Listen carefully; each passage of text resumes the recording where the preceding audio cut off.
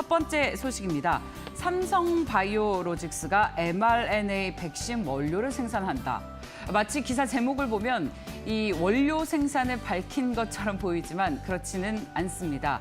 이 원료 생산을 위한 투자를 늘리겠다라는 소식이라서 앞으로 투자를 늘리게 되면 정말 이제 원료도 생산할 수 있는 모든 인프라를 갖추게 되는 것은 아닌가라는 기대감을 반영한 조선일보의 기사 제목인데요. 내용을 좀 들여다보겠습니다. 인천 송도 기존 설비에 추가해서 내년 상반기 안으로 기준에 대한 이 우수 의약품 제조 기준에 대한 준비를 완료했다라고 회사 측에서 직접 밝혔는데요. 이 원료 생산을 위한 설비 투자에 2천억에서 3천억 원 가량이 투입된 것으로 알려졌습니다. 이와 관련해서 삼성바이오로직스의 존림 대표가 직접 이같이 밝혔습니다.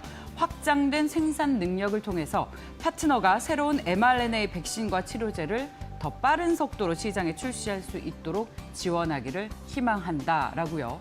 한미 정상회담에서 모더나와 백신 위탁 생산을 계약해서 차라리 우리가 처음 끝까지 모든 걸 다 생산해냈으면 좋겠다라는 아쉬움 저희 투자자들 많이 가지셨죠.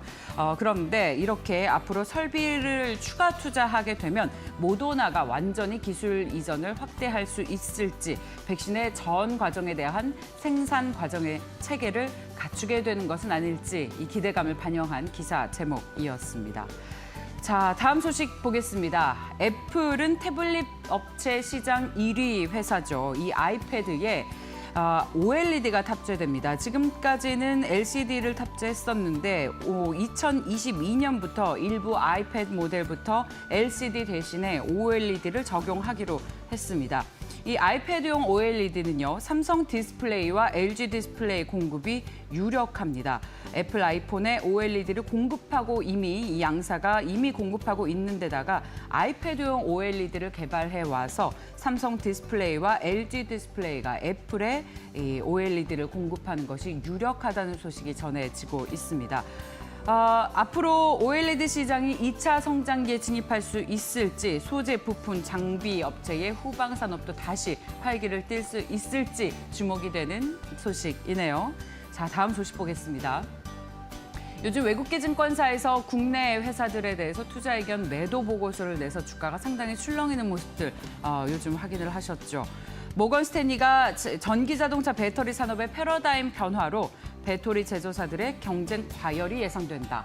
삼성 SDI에 대한 비중 축소와 함께 목표 주가를 55만 원으로 하향 조정했습니다. 기존에는 57만 원이었습니다.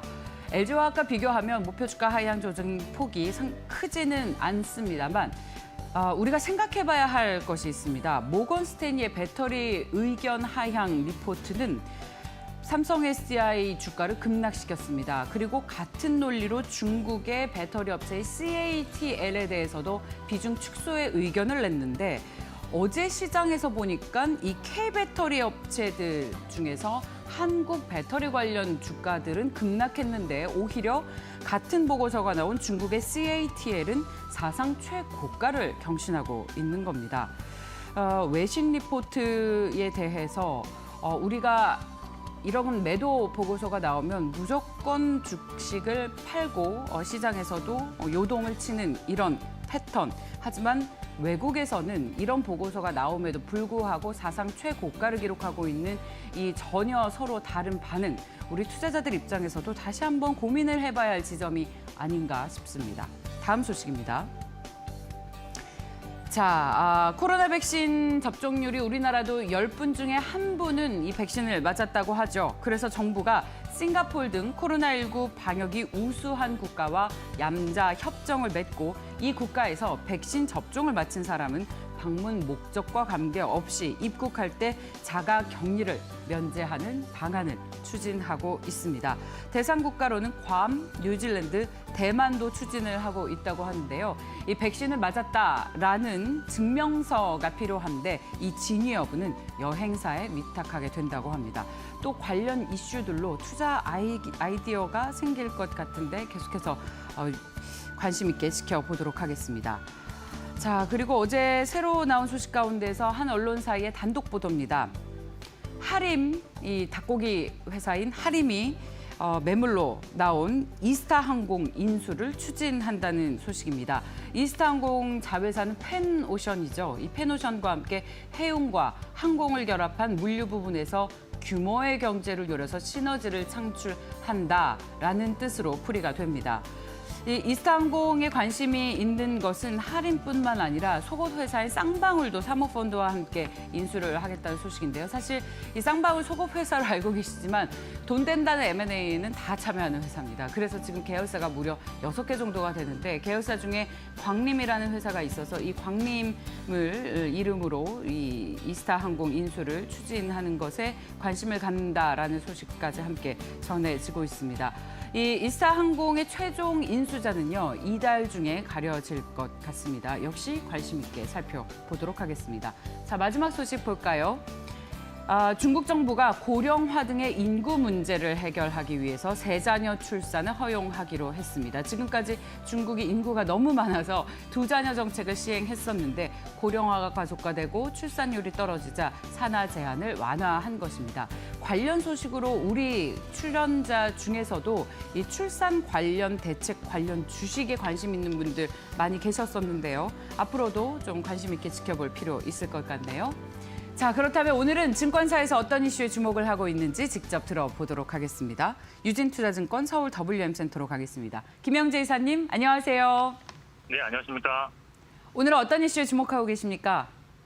네, 저는 지금 자동차 업종이 이틀 연속 올라왔는데 좀 주목을 해볼 필요가 있는 업종이 아닌가라고 지금 판단하고 있습니다.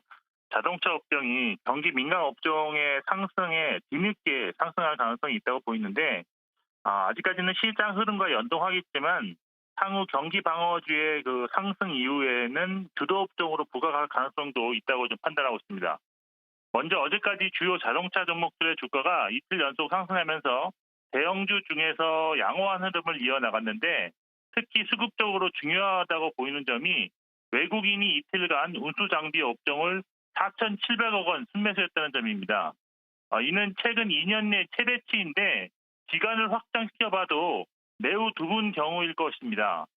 그동안 차량용 반도체 공급 부족에 따른 생산 차질로 상당히 부정적인 시각을 가지고 있던 외국인이 최근 글로벌하게 나타나는 생산대기 움직임을 의미 있게 평가하고 있는 것으로 저는 추측하고 있습니다.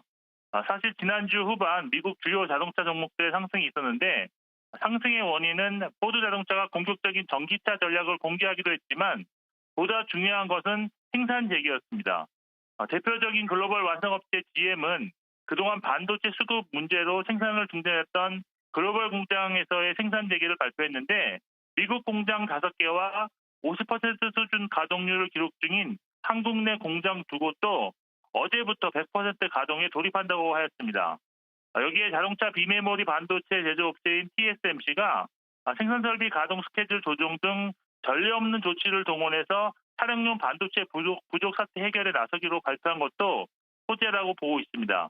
국내에서도 현대차 아산 공장이 27일부터 생산을 재개하였다는 공시가 있었고 때마침 정부에서도 자동차 개별 소비세를 3.5%로 인하하는 조치를 연말까지 6개월 연장한다고 발표해 투자 심리를 호전을 했다고 보고 있습니다. 이런 것들을 종합해 보면 자동차용 비메모리 수급과 관련해서 최악의 고비는 넘겼을 가능성이 있다고 보여지는데 단기적으로 확실하게 수급 문제가 완화되는 시기는 공장 화재로 생산에 차질을 빚었던 르네사스 공장 재가동 정상화와 TSMC 증산 물량 투입이 6월 말부터 투입되는 6월 말이 될 것입니다. 그러나 반도체 문제가 아직 완전히 해결되었다고는 할 수 없기 때문에 이제 실적과 관련한 데이터에 주목하시면서 매매 전략을 세우셔야 할 것 같은데 일단 오늘 발표되는 현대 기아차 5월 판매 상황에 판매 호조가 지속되는지 계속 관심을 가지고 지켜보셔야겠습니다. 자동차 업종은 코로나19가 심해져야 수요가 증가하는 IT 업종과는 달리 코로나19 극복되는 시기에 수요가 크게 증가할 것으로 기대되는 업종인데 반도체 수급 문제로 생산 차질이 발생하면서 그 혜택의 시기가 한 템포 늦춰지는 것입니다. 특히 생산 차질이 가장 심할 것으로 예상되는 2분기 실적은 매우 저조할 가능성도 있습니다. 하지만 이런 실적 부진이 단기적일 것이고 이미 주가에 반영되었을 것으로 볼 수가 있겠는데요. 현재 여행, 항공 등 언택트 관련 종목들의 상승이 나타나고 있는데 하반기에는 자동차 업종도 이러한 상승 랠리에 동참할 가능성이 있다고 보고 있습니다. 단 테이퍼링 이슈가 본격화되는 시기인 만큼 경기 방어주의 상승이 먼저 나타날 가능성이 있어 적극적인 매수보다는 분할로 모아가시는 전략이 더 좋아 보이고 종목 선택 역시 잘 하셔야 될 것으로 보입니다. 자동차 업종 내에서 밸류에이션 그리고 수급 그리고 기술적 분석 등 모든 요소를 고려해 봤을 때 현재 시점에서 투자 가능한 종목은 기아라고 판단하고 있습니다. 기아는 12월 선행 예상 실적 기준 PER 8배, PBR 0.95배로 업종 내 가장 저평가된 수준을 보여주고 있고요. 최근 한 달간 기관 외국인 동시 순매수한 종목입니다. 여기에 기술적으로도 중기 추세가 무너지지 않고 다시 반등하는 모습을 보이고 있어서 업종 내에서 가장 양호한 추세 유지 중인 종목이라고 판단하고 있습니다. 네, 그 자동차 업종에 대한 긍정적인 투자 의견을 가지고 계신다라는 말씀 속에서 한 가지 좀 우려가 있어서 전해드리겠습니다. 아이오닉 EV에 대해서 현대차의 아이오닉 EV요. 첫 급발진 의심 사례가 전북에서 나왔다는 소식이 전해졌는데 이런 뉴스는 괜찮을까요? 제가 볼 때는 큰 흐름을 바꿀 수 있는 그런 뉴스는 아니라고 판단하기 때문에 만일 이런 뉴스로 해서 주가가 약간 흔들리다면 저점 매수를 분할하는 매수익기로 삼으실 것을 권해드리고 일단 가장 중요한 것은 6월 달은 시장이 박스권을 벗어나기 힘든 그런 상황이기 때문에 저점에서만 매수하신다는 그런 관점으로 접근하셔야 하반기에 큰 수익률을 기록하실 수 있을 것으로 판단하고 있습니다. 네, 자 말씀 여기까지 듣습니다. 잘 들었습니다. 네, 감사합니다.